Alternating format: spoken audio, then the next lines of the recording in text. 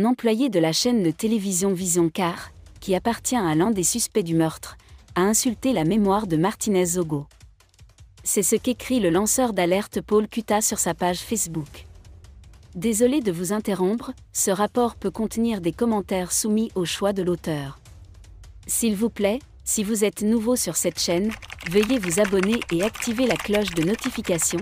De cette façon, vous serez averti lorsque nous publierons de nouveaux rapports sur cette même chaîne. Merci.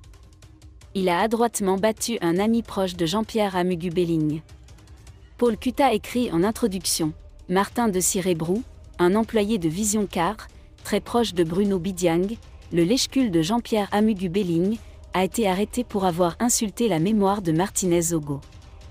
Le journaliste poursuit, pour manipuler l'opinion publique, il a utilisé des propos obscènes contre Martinez Zogo, qui, malgré cela, a été froidement emmené par des agents de la Direction générale de la recherche extérieure, DGRE, alors que son patron était soupçonné d'être un sponsor.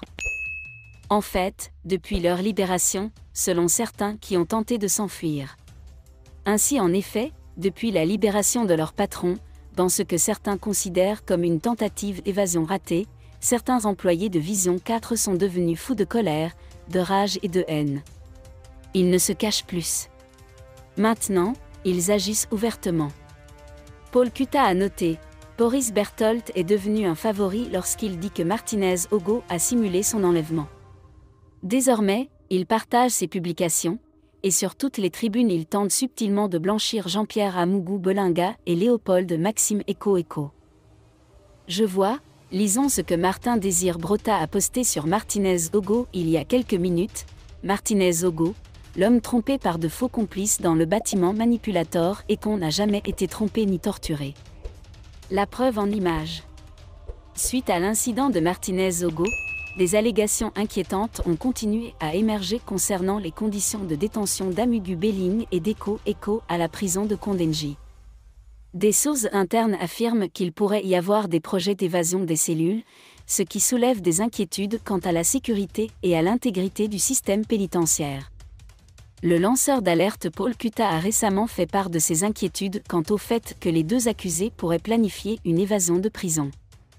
Des rapports suggèrent que des liens internes et externes pourraient avoir été initiés par des flux financiers importants entre les responsables des tribunaux militaires, les médias, les lanceurs d'alerte et les influenceurs.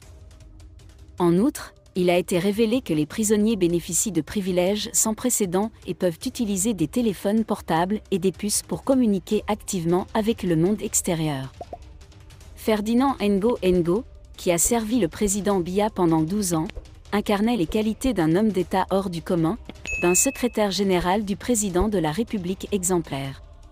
Je vous souhaite du succès dans votre future mission au service du pays. Merci d'être resté avec nous jusqu'à ce point, comme toujours pour promouvoir la liberté d'expression.